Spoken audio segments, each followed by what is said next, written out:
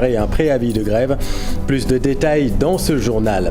L'actualité de ce mardi, c'est aussi la célébration de la journée africaine de la médecine traditionnelle. Dans ce journal, vous verrez comment les remèdes de grand-mère ont eu beaucoup de succès durant la pandémie. En sport, quart de finale de l'Afrobasket Kigali 2021, Sénégal-Angola demain. Pierre-Henry et Malik Dim sont aptes à jouer ce match. Le groupe est désormais au complet.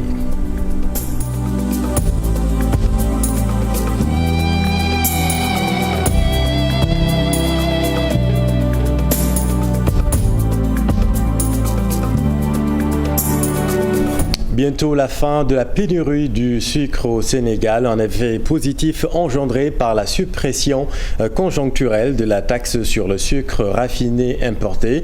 Cependant, les commerçants et les acteurs du commerce réclament l'homologation des prix des denrées de première nécessité. Des questions soulevées à l'occasion du Conseil national de la consommation aujourd'hui à Dakar. Pape Farahing et Amadou Ba. Le sucre sera bientôt disponible sur le marché en quantité suffisante selon les importateurs. Environ 50 000 tonnes sont stockées au port de Dakar en attendant le dédouanement. Les commerçants présents au Conseil national de la consommation demandent une homologation des prix des denrées alimentaires. La pénurie va se régler parce qu'on aura du sucre sur le marché. Il y en aura suffisamment parce qu'il y aura des 10 packs qu'on va distribuer et qu'on a déjà distribué. Et ces gens-là n'attendaient que cette baisse-là pour pouvoir dédouaner. Maintenant, dès demain, après-demain, vous verrez le sucre sur le marché. La situation est difficile et les Sénégalais sont fatigués. Malheureusement, nous dépendons de l'extérieur. On importe trop et on produit peu.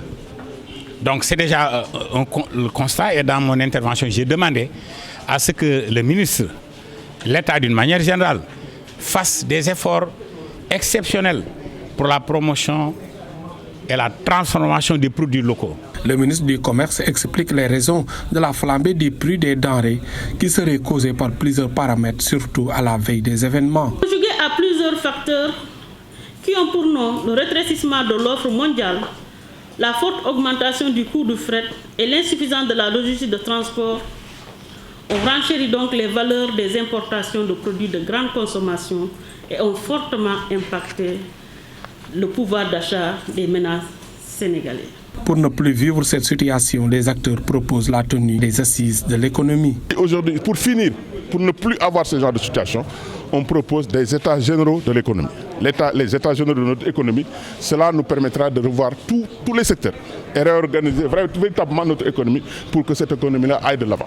pénurie am na sax danañu màggale comme que danañu màggale nag te fii ñu gis prix yi nekk tey prix bidon diwlin 23000 24000 suukar si mi ngi yéeg ceeb bi mi ngi yéeg kon loolu vraiment ñi ngi ñaan président de la République mu woote une réunion une grande concertation pour ñu mën a wax ak acteurs yi ba nga xam ne prix yi dina mën a taxaw bokk ci benn foo xam ne vraiment daanu mën a màggal ci jàmm.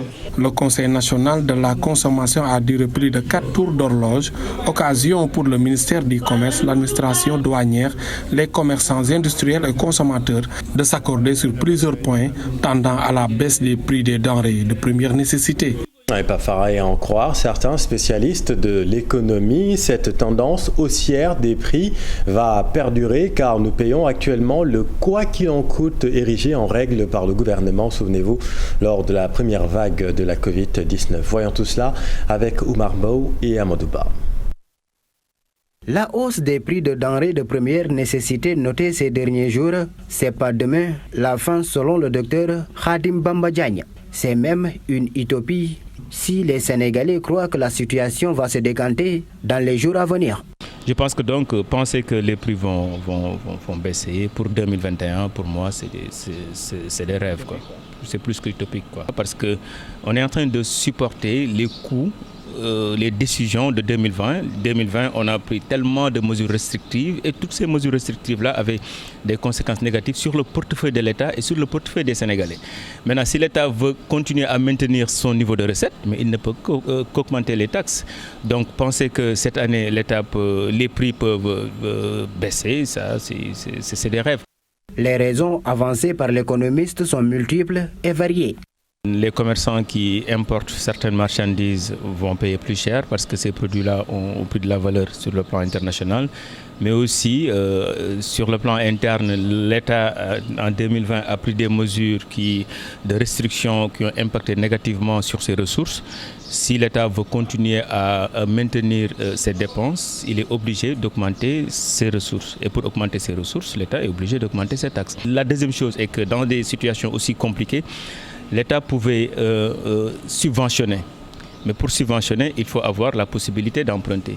Aujourd'hui, le niveau d'endettement est très élevé et donc l'emprunt n'est plus une solution. Donc ce que l'État peut faire, c'est mettre en place des taxes à gauche, à droite pour aussi collecter des ressources pour assumer ses dépenses. Une hausse très mal vécue par les populations qui des fois pointent du doigt les commerçants.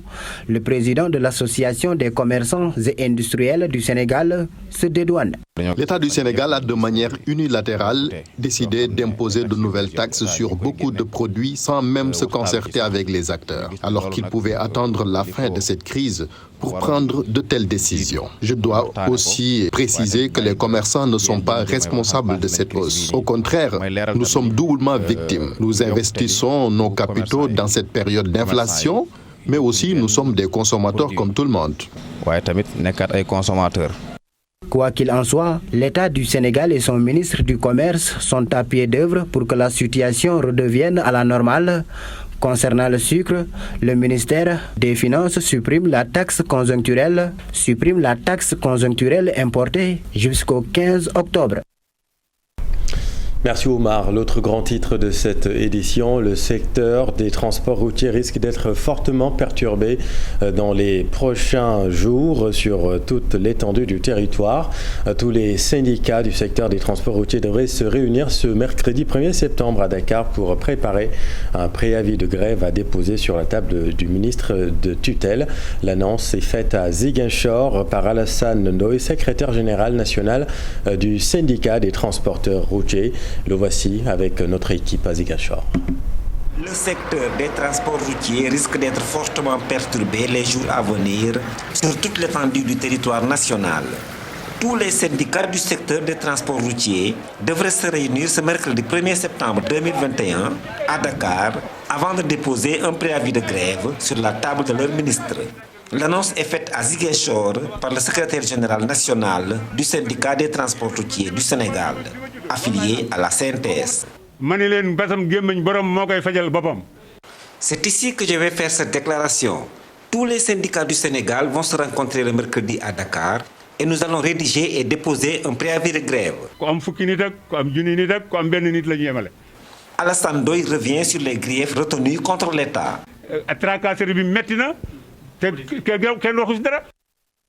Il y a trop de tracasseries maintenant et personne ne s'y prononce. Tous nos ministres qui se sont succédés de 2009 à maintenant ont fait régresser le secteur du transport au Sénégal. Et l'État parle plus qu'il ne pose des actions. Mais vous savez, il y a des fonds bi nga xamanteni bi état bi mu ngi koy def fonds bi muy créé fonds routier bi muy créé te mu ngi ko bëgg jëlé ci transporteurs yi parce que concernant le fonds routier dont vous entendez parler, et c'est nous qui allons le financer, entre autres à travers les 21 milliards de recettes obtenues de la vente des permis de conduire. Et concernant les plaques d'immatriculation, le prix est passé de 20 000 à 45 000 pour 1 million de plaques. 20 000 francs, nous avons 45 000. Nous avons 1 million de plaques. Le secrétaire général national du syndicat des transports routiers du Sénégal a fait cette sortie en marge de l'Assemblée générale bilan organisée par le regroupement des transporteurs de la gare routière de Ziguinchor, 20 mois après l'élection de Papis Touré à la présidence de cette organisation. Nous avons récolté 156 millions et nous avons dépensé 147 millions et ça reste en caisse liquide 14 millions et une dette de 2 millions 800 et quelques. Les transporteurs de Ziguinchor ont adopté le règlement intérieur lors de cette assemblée générale, un règlement intérieur qui, selon eux, est verrouillé et sécurisé. Reportage signé Boubacar Diassi de Lamine Mandiang. Merci Boubacar. À Ficelle, les habitants déplorent la gestion et la distribution de l'eau dans cette localité. Ils dénoncent les factures à hauteur de 700 000 francs CFA. Ils demandent à l'État de réagir. Abdourahmane Diallo et Mamadou Gueye. Des habitants de la commune de Ficelle dénoncent la gestion de l'eau dans leur localité. Ils estiment qu'ils ont des factures de plus de 700 000 francs CFA de la part de la société d'exploitation d'ouvrages hydrauliques CO. Il n'y a aucune famille à Ficelle qui peut consommer une telle quantité d'eau. On n'a pas d'entreprise à Ficelle, on n'a pas d'usine à Ficelle, on n'a que des ménages et des ménages moins. On laisse le robinet fonctionner, continuer à fonctionner jusqu'à marquer 2049 mètres cubes, soit 732 500 francs. On ajuste ça au solde antérieur, ça fait maintenant 980 651. Lorsqu'on a demandé des explications à CO, ils nous ont dit, les yeux dans les yeux, que le client payait effectivement ses factures, mais l'argent n'arrivait pas dans les caisses maintenant de CO. À qui la faute? Ces habitants déplorent aussi la distribution et la qualité de l'eau. On exige à ce que les villages qui sont à Ficelle et qui n'ont pas encore accès à l'eau, que maintenant les eaux puissent arriver jusqu'à ces villages. Ce sont des citoyens. On exige que les villages où on a maintenant le branchement de CO et qui ne parviennent pas à utiliser maintenant cette eau, parce que tout simplement la pression est tellement faible qu'ils se puisent maintenant à partir de 2h du matin, 3h du matin. Contacter les responsables locaux de la société d'exploitation d'ouvrages hydrauliques CO compte apporter une réplique dans les prochains jours. Les travailleurs de l'élevage sont très remontés contre leur ministre de tutelle. Ils exigent un meilleur traitement salarial. En sit-in ce mardi devant la sphère ministérielle Ousmane Tanor Dieng de Diamniadio, ils menacent de bloquer les structures de l'élevage si les autorités ne prennent pas en compte leurs revendications. El Haj Malik Ndiaye, agent technique au ministère de l'élevage, est interrogé par Abdou Diouf Diagne et As Malik Diop. Tout ce que nous voulons, c'est le redressement d'abord des salaires, de la masse salariale et l'indice du salaire particulier. Et ce que nous voulons aussi, que tous les matériels possibles, parce que c'est le président de la République qui avait dit qu'il est conscient du rôle joué par les travailleurs de l'élevage qui sont très sages. Aujourd'hui, nous mettons ce mot-là à l'infinitif, ou bien au singulier et au minuscule, mais parce que les gens en ont marre. C'est pourquoi c'est la première fois que vous avez vu les travailleurs de l'élevage, du docteur au planton, venir ici, aux sphères ministérielles, crier le ras-le-bol. Et je pense que ça n'est fini. Il nous a écoutés, tous les corps ont pris la parole, chacun a décliné ses problèmes, on a fait un résumé, en plus du mémorandum, nous donnons 1 mois. Si 1 mois, il n'y a rien, nous allons passer à la vitesse supérieure. La vitesse supérieure, c'est quoi? Nous allons paralyser le système, et nous sommes capables de le faire, et nous allons le faire. Si nous paralysons le système, nous dégageons toute responsabilité pour tout le monde qui va consommer de la viande ou bien un produit carné ou bien un produit dérivé, n'est-ce pas, un produit lacté et autres. Les travailleurs de l'élevage dégagent les responsabilités parce que ce ne sera pas notre faute. Ce 31 août marque la célébration de la journée africaine de la médecine traditionnelle au Sénégal, au ministère de la Santé et de l'Action sociale. Vieille de plusieurs siècles, la médecine traditionnelle attire encore du monde et en ces temps de coronavirus, ils sont justement nombreux, ces Sénégalais, à recourir à cette médecine et certains spécialistes en charge de ce secteur affichent plutôt de la satisfaction. C'est un reportage de Marcel Farbamaroun et Pape Sangonembaye. Au Sénégal, un peu comme partout en Afrique, la grande majorité a recours à la médecine traditionnelle. Selon les spécialistes, cette tendance est d'actualité en ces temps de Covid-19 et les résultats sont plutôt probants. Toutes les médecines, c'est la médecine traditionnelle qui est la base de toutes les médecines. Donc si on se base sur cette connaissance-là, en améliorant nos recherches, je crois qu'on pourra trouver une solution adéquate. D'ailleurs, à notre niveau, on a des plantes qui sont capables de prévenir cette maladie. Peut-être pas guérir, mais parce que moi j'ai des plantes que je donne aux gens depuis plus de 3 ans. Et parmi ces gens qui prennent cette plante-là, depuis 3 ans, il n'y a aucune personne qui est atteinte de cette maladie. Toutefois, des conditions s'imposent. Nous devons à tout moment identifier l'acteur de la santé pour juger de sa qualité et de sa capacité à devoir agir sur le malade. La médecine traditionnelle telle que pratiquée dans notre pays nous plonge dans un sentiment de doute du fait du manque d'organisation et de l'absence de réglementation. Pour pouvoir cohabiter avec la médecine moderne, il est opportun pour les acteurs de cette médecine de se soumettre à un certain nombre d'obligations qui recoupent les avis de l'inter-ordre. Il faut nécessairement assainir le milieu pour une meilleure visibilité des intervenants. Savoir qui fait quoi, qui est qui et comment il est reconnu. En rappel, ces idées ont été développées à l'occasion de la célébration ce mardi de la Journée africaine de la médecine traditionnelle au niveau du ministère de la Santé et de l'Action sociale. Elle avait pour thème la contribution potentielle de la médecine traditionnelle aux efforts de riposte à la Covid-19. Tester le niveau de performance des laboratoires, voilà l'exercice auquel s'est attelée la direction des laboratoires du ministère de la Santé et de l'Action sociale.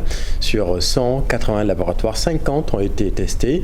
Les résultats de l'évaluation externe de la qualité de ces laboratoires ont été divulgués aujourd'hui lors d'un atelier de partage. Compte rendu Fat Bintou Conté et Tierno Laurent Mendy.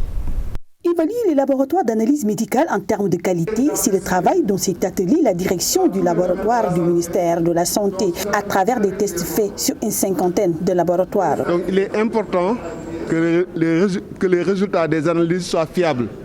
Et la meilleure manière, en tout cas de s'en rendre compte, c'est surtout de faire ce qu'on appelle l'évaluation externe de la qualité. Cette fois-ci, donc la direction des laboratoires a fait une évaluation externe de la qualité pour 55 laboratoires en bactériologie et en parasitologie. Les résultats de l'évaluation externe de ces laboratoires sénégalais montrent que ces structures, que ce soit un CHU ou un centre de santé, les problèmes diffèrent. On peut dire que les laboratoires, il y en a presque partout au Sénégal, ça c'est sûr. Maintenant, les capacités ne sont pas les mêmes partout. Les laboratoires qui sont dans les CHU sont en général beaucoup plus performants que les laboratoires qui sont dans les centres de santé. C'est pourquoi même nous, on a ce qu'on appelle des premières divisions et des deuxièmes divisions. Mais l'objectif, c'est vraiment d'amener tout le monde à améliorer la qualité et également de répondre aux demandes des populations pour que dans chaque région, les populations aient l'essentiel des analyses dont elles ont besoin dans cette région. Une manière d'aider les laboratoires de bactériologie ou de parasitologie du Sénégal à faire face à leurs difficultés en termes de personnel ou de matériel. Ces résultats vont montrer là où vraiment les laboratoires sont performants et on les encourage. Et là où il y a des insuffisances et on essaie de voir qu'est-ce qui est à l'origine de ces insuffisances. Est-ce que ce sont les ressources humaines, auquel cas il faut les capacités davantage? Est-ce que ce sont les réactifs qui posent problème? Est-ce que ce sont les équipements? Ils sont en effet 180 laboratoires au Sénégal qui concourent à l'amélioration de la qualité du système sanitaire. Les contrôler régulièrement devient dès lors un impératif. Santé toujours et venons-en à Kaolack. Ce n'est plus la grande affluence au niveau des points de vaccination. 3% seulement de Kaolacka ont pris au moins une dose de vaccin. Le Bureau régional d'information de la santé demande un renforcement du système de surveillance. Pape Mbaye et Falikaï. Ce n'est plus le grand rush au niveau des points de vaccination alors que seuls 3% de la population ont été vaccinés. Cette situation inquiète l'association Budset. Elle investit dans la sensibilisation. Parce qu'on a senti actuellement une baisse actuelle des cas, mais aussi une baisse, un relâchement des populations à aller se faire vacciner. On s'est dit, bon, pendant un mois, on va aller de fond en comble, donc pour pousser les gens, leur dire, leur montrer que Covid est toujours là et il faut booster de façon définitive. Il y a une tendance de cas de Covid qui sont détectés de façon tardive. Marem Khan, chef du Bureau régional d'éducation et d'information pour la santé, insiste sur la surveillance communautaire. Éviter la surveillance communautaire au niveau des populations pour dépister à temps les cas suspects de Covid, mais aussi vraiment éviter les rassemblements, veiller au respect strict des mesures barrières, le port de masque, le lavage des mains. Donc nous attendons beaucoup de cette association. L'association Budset compte investir les rues de Kaolack pour inviter les populations à prendre leur dose de vaccin. Notre reportage du jour zoom sur le gératoire de Yoff, une zone bien connue des automobilistes à cause des embouteillages avant l'érection de l'autopont. Aujourd'hui, l'espace est aménagé pour des activités de loisirs et de sport. Le lieu ne désemplit pas. C'est un reportage d'Aminata Baresso et Modou Diop. Les lieux sont devenus un cadre de retrouvailles pour tous les âges. On y pratique du sport, on y prend de l'air frais aussi. Bienvenue à l'aire de jeu aménagée au rond-point Yoff. Ça nous permet d'être à proximité par rapport aux autres qui sont des amateurs et ou non amateurs qui voudraient découvrir le sport plus particulièrement le basketball, et que les parents aussi vont savoir ce qu'on est en train de faire avec leurs enfants. Comment la vacances, donc on peut venir ici se détendre ce soir, jouer au basket. Ce Guinéen est devenu un habitué des lieux. Il initie des enfants au boxing point sous le regard attentif des parents, une activité qui lui permet de gagner aussi un peu d'argent. Je suis en train de faire la boxe éducative, la boxe anglaise, et puis la savate, le pied-point, la famille du pied-point. Pas uniquement avec les enfants, avec les grands aussi, qui veulent apprendre le self-défense ou bien qui veulent avoir une carrière sportive de boxe. En face, d'autres gamins accompagnés pour une autre partie du jeu. C'est un cadre idéal pour les enfants. Je viens fréquemment ici accompagné de mes petits frères, surtout en cette période de vacances. Donc je les amène ici, histoire de passer du temps et de ne pas rester à la maison. Donc ils ne vont pas s'ennuyer. C'est vraiment un cadre idéal pour les enfants. Sur cette terre de jeu, les adultes aussi ne sont pas en reste. Du basket, du football, ils sont pratiqués. Bref, différents jeux qui permettent aux riverains et aux habitants de cette localité d'occuper leurs enfants, surtout en période de vacances. Merci Aminata. Parlons de toute autre chose. 45e édition du Magal des Deux Rakas à Saint-Louis. Le comité d'organisation demande aux fidèles de prier chez eux pour éviter la propagation du virus. Toutefois, des activités sobres seront organisées le 5 septembre. Ousseynou Diop, Habib Sek à Saint-Louis. Cette année encore, les fidèles mourides vont passer l'événement des Deux Rakas chez eux. Le président du Kourel, Serigne Ahmed Fall, l'a annoncé lors du démarrage des activités de la 45e édition, marquée par des récitals de Coran. Et nous demandons à toutes les délégations qui venaient ici, toutes les localités, de consacrer la journée du 5 septembre chez elles à la lecture du Saint-Coran. Comme en 2020, la pandémie de la Covid-19 oblige les organisateurs à changer de stratégie. Le but est de stopper la propagation du virus. Vous savez que cette année-ci, à cause de la pandémie, nous avons pris toutes les dispositions pour observer les règles édictées par le ministère de la Santé. Pour l'édition 2021, des récitals de Coran seront organisés, mais également des conférences sur le mouridisme. La journée du 5 septembre sera marquée par les chants des Khassaïd de Serigne Touba Mbacké dans la vieille ville. Aussi, on aura une grande conférence consacrée à Mame Cheikh Ibrahim Fall et Mame Diarra Bousso, mais aussi une conférence qui parlera des péripéties de l'extradition de Cheikh Al-Khadim du Sénégal au Gabon. Cette année encore, Saint-Louis n'accueillera pas les milliers de talibés mourides qui venaient habituellement de partout. Mais d'ici le 5 septembre, plusieurs séances de prière seront effectuées pour la paix et la stabilité de notre pays. Merci Ousseynou. Dans l'actualité sportive, les Lions du basket au complet pour affronter l'Angola demain en quart de finale.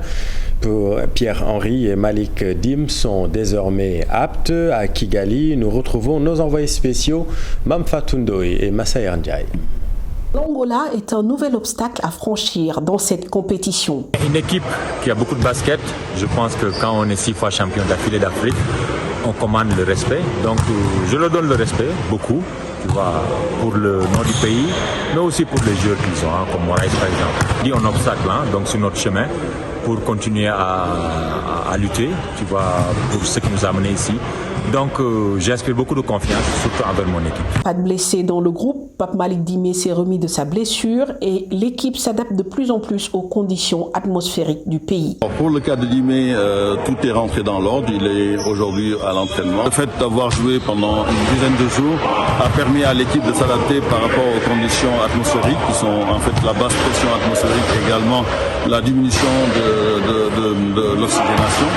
Ils se sont parfaitement bien adaptés. Nous avons allié donc l'hydratation, la récupération et aussi l'alimentation. Devenue une affaire nationale, l'équation des semelles de Pierre-Henry est en passe d'être résolue. En plus de la commande passée par la Fédération sénégalaise de basketball, la valise du meneur a été localisée à Lomé. Pour les Lions, c'est l'équation angolaise qu'il faudra résoudre ce mercredi à 13h, temps universel. Voilà, la valise de Pierre-Henri a été enfin retrouvée. Merci beaucoup, Mame Fatou. L'élimination du Nigeria cet après-midi en 8e de finale par l'Ouganda n'est pas une surprise quand on voit la composition du groupe venu pour jouer l'Afrobasket. L'Angola est un adversaire expérimenté. Le quart de finale des Lions risque de ne pas être de tout repos, même si les Lions ont de sérieux atouts. C'est l'analyse de Moustapha Gaye, interrogé par nos envoyés spéciaux. L'Angola qu'on disait morte, moi j'ai vu Angola hier, une bonne équipe très solide, très expérimentée. Maintenant il faudra faire attention. Parce que c'est une équipe qui a ses arguments, qui défend dur, qui défend très bien, qui a des joueurs expérimentés.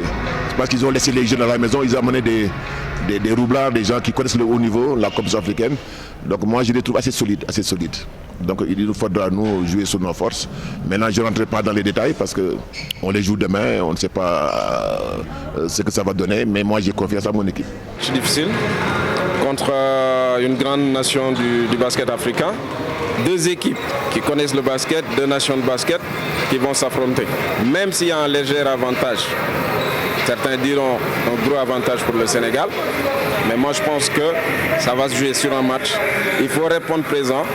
On est face à une grande nation, comme je dis, de basket. Une équipe de l'Angola avec beaucoup de joueurs expérimentés, même si depuis le début les gens pensent et disent que c'est une équipe vieillissante, mais il faudra qu'on fasse très très attention, qu'on aborde ce match-là avec beaucoup plus de prudence, beaucoup plus de sérénité. Mais je ne leur souhaitais pas, mais j'avoue que le Nigeria, ce qu'il a présenté ici, ils sont à leur place dans ce championnat. Je pense que eux-mêmes ils savent qu'ils n'ont pas amené une bonne équipe ici. Bon, dommage. Le Nigeria, à mon avis, a faussé un peu le niveau des débats parce que tout le monde attendait le Nigeria avec sa meilleure équipe pour avoir une compétition plus relevée encore. Mais tant mieux pour nous. Surpris un peu ouais. Mais au début, quand on a vu la composition du groupe, beaucoup de gens se sont dit ça va être compliqué pour le Nigeria. Maintenant, ils ont fait quand même de bons matchs. Mais bon, il faut voir dans quelles conditions cette équipe-là s'est préparée. C'est décevant de voir le Nigeria partir de cette façon, rentrer de cette façon. Le directeur technique national Moustapha Gaye et le journaliste sportif Wuri Diallo, interrogés à Kigali par Mame Fatou Ndoye et Massaer Ndiaye. Les Lions du basket, justement, qui se retrouvent dans la poule D des éliminatoires de la Coupe du Monde 2023 zone Afrique. En foot, les internationaux sénégalais Abdallah Sima et Diao Baldé Keita retrouvent un nouveau point de chute respectivement à Stoke City et Cagliari. La reprise de la saison de lutte programmée en octobre, le round-up de l'actualité sportive avec Chersadi Boudjara. L'arène nationale va réouvrir ses portes. En conclave ce mardi, les acteurs de la lutte sénégalaise décide la reprise des combats à partir du 1er octobre prochain. Beaucoup de chocs de la saison, reportés à cause du pic de la troisième vague du Covid au Sénégal, ont de nouvelles dates officialisées par le CNG. Balla Gaye 2 Bombardier est prévu le 7 novembre, Papa Sow Siteu le 5 décembre et Tapha Tine Boy Niang 2 le 19 décembre. En attendant, les hostilités sont ouvertes à la veille du match Sénégal-Togo de la première journée des éliminatoires de la Coupe du Monde Qatar 2022. Les deux sélections ont tenu des conférences de presse avec des discours de bonne intention. Un Togo qui va se battre avec tout le cœur, qui va se battre avec la maxime concentration possible pour faire un bon résultat. Rentrer sur le terrain en étant à 2000%, avec un seul objectif, celui de remporter le match. Après, si eux sont surmotivés, ils ne le sauront pas plus que nous. Donc. Le duel Lyon-Épervier, logé dans la poule A, c'est ce mercredi à 16h, alors que l'autre match du groupe qui oppose la Namibie au Congo, c'est jeudi à 16h. L'attaquant Abdallah Sima, dans le groupe des Lions, a un nouveau club. Lors de ce dernier jour du Mercato, Brighton de la Première Ligue en Angleterre, qui le prête aussitôt à Stoke City en Championship, équivalent de la deuxième division. Diao Baldé Keita, non sélectionné pour les matchs du Sénégal de ce mois de septembre, quitte lui Monaco pour rejoindre Cagliari en Serie A italienne. L'attaquant a paraphé un contrat de 3 ans. À l'issue du tirage au sort effectué ce mardi, le Sénégal est logé dans le groupe D en compagnie de l'Égypte, du Kenya et de la République démocratique du Congo. La première fenêtre de ces éliminatoires va se jouer entre novembre et février 2022 et le Sénégal est candidat pour l'accueillir. Merci beaucoup, cher Sadibou. C'est la fin de cette édition. Merci infiniment de l'avoir suivi. L'info continue dans Soir d'Info dans un instant avec Papa Blaider qui reçoit ce soir Monsieur Moustapha Wade de la coalition Jotna. Restez en compagnie de nos programmes. Vous êtes au bon endroit sur TFM. Bonne soirée.